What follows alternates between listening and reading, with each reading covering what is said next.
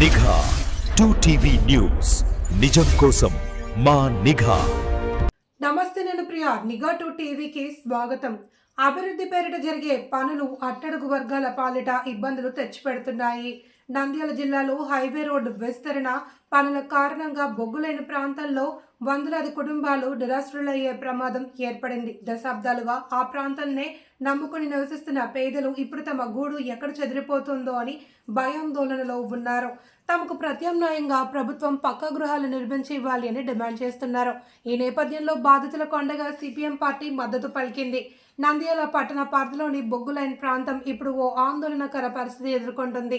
కేంద్ర రాష్ట్ర ప్రభుత్వాలు చేపట్టిన హైవే విస్తరణ పనుల వల్ల ఇక్కడి గృహాలను తొలగించడం చేస్తున్నారు అధికారులు.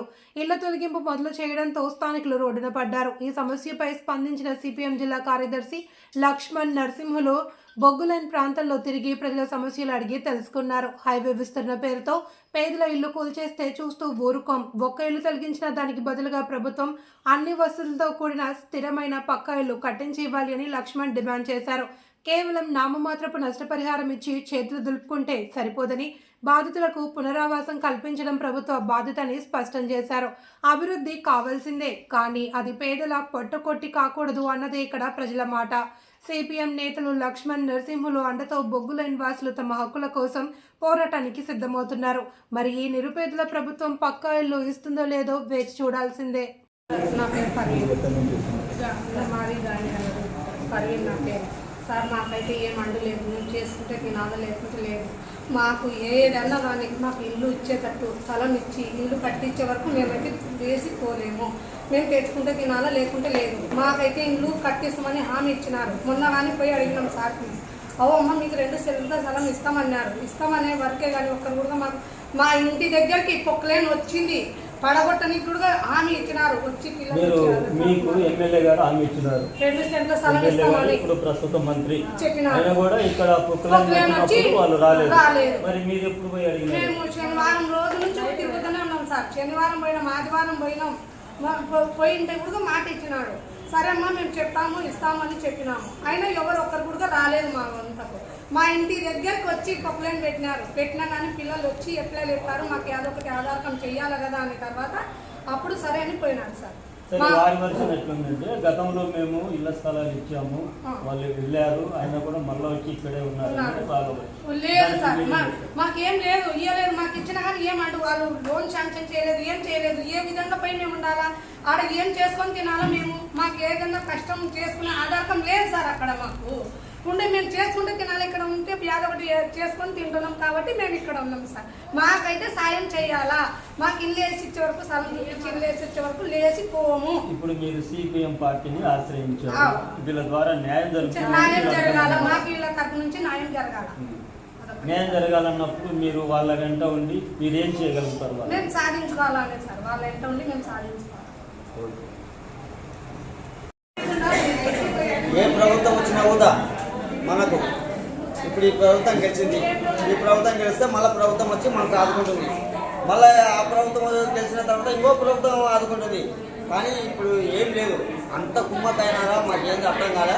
మాకు ఈయన తరఫున ఏమన్నా మాకు వీళ్ళు లక్ష్మణ వాళ్ళ తరఫున మేము వచ్చినాం. వాళ్ళు మాకు ముందుంటారు, మేము వాళ్ళ వెనుక ఉంటాము.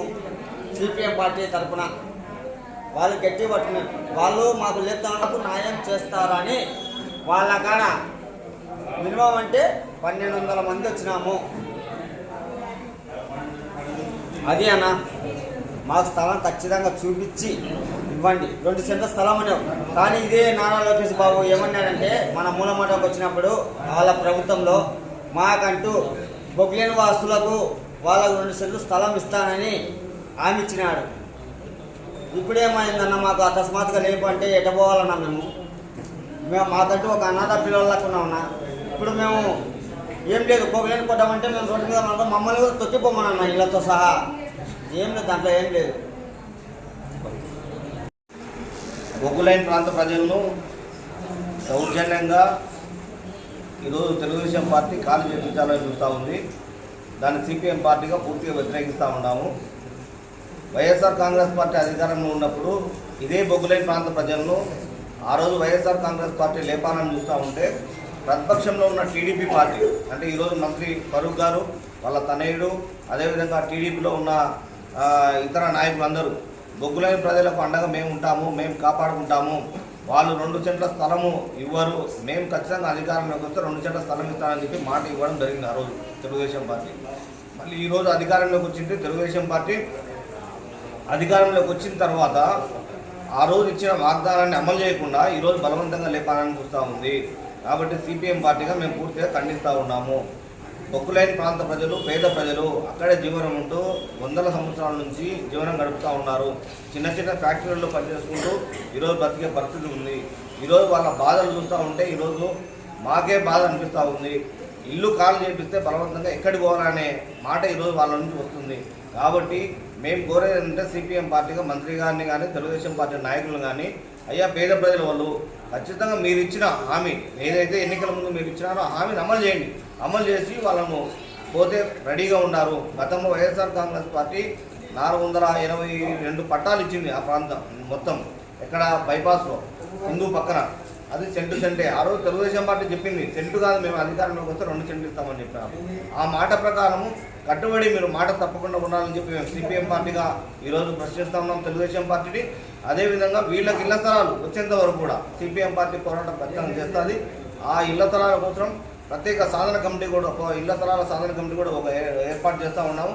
ఆ ఇళ్ల స్థలాల సాధన కమిటీ ఆధ్వర్యంలో భవిష్యత్తులో ఇళ్ల స్థలాలు వచ్చేంత వరకు, ఇళ్ల స్థలాలు వచ్చిన తర్వాత వాళ్ళ సౌకర్యాలు వచ్చేంత వరకు సిపిఎం పార్టీకి అండ ఉంటాయని చెప్పి తెలియజేస్తాము.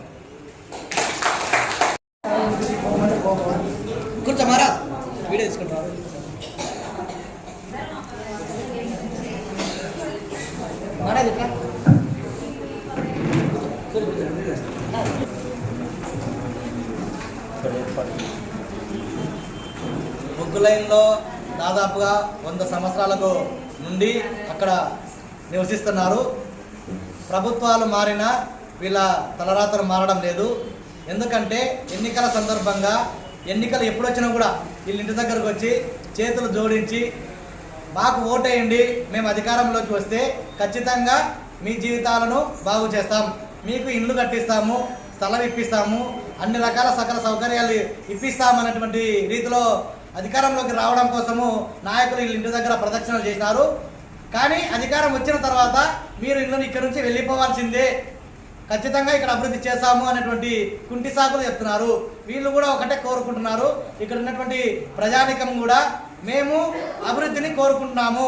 అయితే అభివృద్ధి అంటే మమ్మల్ని కూడా ఇల్లు కట్టించి ఇల్లు ఇచ్చి మాకు చూపించాలా, అప్పుడు మేము బాగుంటే ఇక్కడ కూడా అభివృద్ధి చేస్తే అది అభివృద్ధి అంటారు. అట్లా కాకుండా మా జీవితాలన్నింటిను ఇక్కడ ఉన్నటువంటి ఇళ్ళను పడగొట్టి రోడ్డున పడేసి మేము అభివృద్ధి చేస్తామంటే అది అభివృద్ధి కాదు అన్నటువంటి రీతిలో ఈరోజు ప్రజలందరూ కూడా సిపిఎం పార్టీ ఆఫీస్ దగ్గరికి రావడం జరిగింది. ఇప్పుడు కూడా మేము సిపిఎం పార్టీగా ప్రభుత్వానికి ఒకటే చెప్తున్నాం. గతంలో యువగర్జనలో లోకేష్ గారు నంద్యాలకు వచ్చిన సందర్భంగా బొగ్గు లైన్లో ఉన్నటువంటి ప్రజలందరికీ కూడా ఇళ్ల స్థలాలు 2 సెంట్లు ఇచ్చి ఇల్లు నిర్మించి శాశ్వత వాళ్లకు చిరునామా కల్పిస్తాము అన్నటువంటి హామీ ఇచ్చినారు. కానీ నేటి వరకు కూడా మారడం లేదు. అదేవిధంగా గత వైసీపీ హయాంలో వీళ్ళకు 1 సెంటు స్థలం ఇచ్చి బేస్మెంట్ లెవెల్ వరకు వాళ్ళకు కట్టించినారు. ఆ అధికారం కోల్పోయినారు, వాళ్ళు వదిలేసినారు.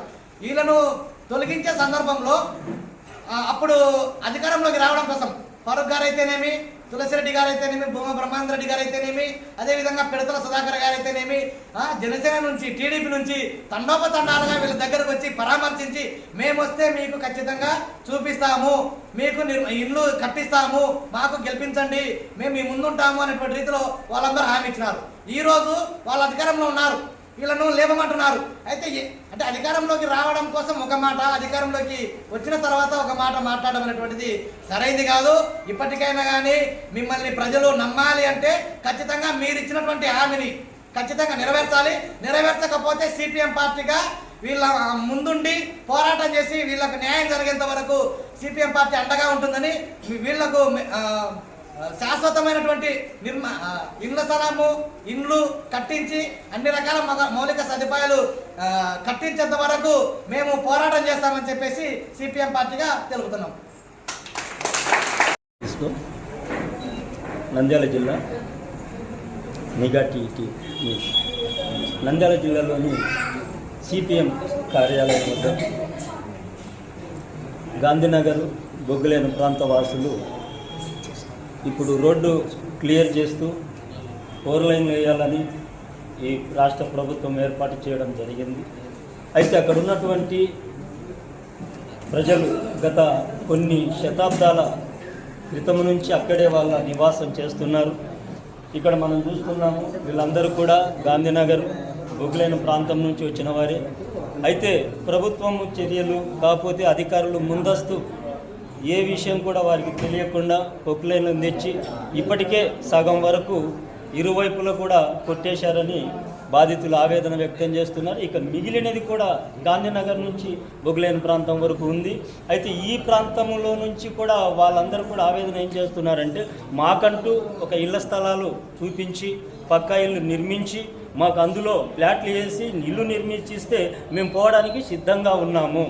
అయితే ఇప్పుడు మమ్మల్ని పంపించేస్తే మేము ఎక్కడ ఉండాలి, కనీసం మాకు ఉన్ని కూడా సౌకర్యం లేదు, మేమంతా కూడా రోజు కూలీ చేసుకుంటే బ్రతకాలా, లేకుంటే లేదన్నటువంటి మరి వారి మాటల్లోనే మనం వింటున్నాం.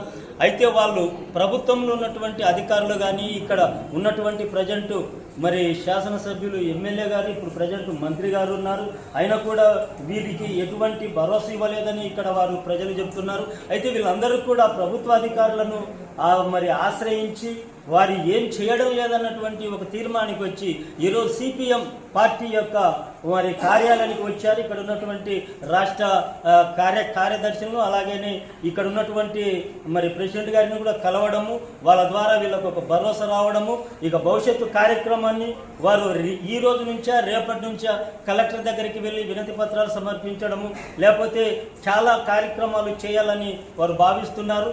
మరి ప్రజలందరూ కూడా మరి దీన్ని సాధించాలని ప్రజల కొరకు నిలబడుతున్న సిపిఎం పార్టీ కార్యదర్శి మరి లక్ష్మణ్ గారు అయితేనేమి, ఇంకా ఇక్కడ ఉన్నటువంటి ప్రముఖులేమి నరసింహులు గారు అయితేనేమి, వారందరూ కూడా వీరి కొరకు నిలబడతామని వీళ్ళకి హామీ ఇచ్చారు. మరి ఈ రోజు నుంచో రేపు నుంచో ఆ కార్యాచరణను ప్రారంభిస్తామని వాళ్ళు చెబుతున్నారు.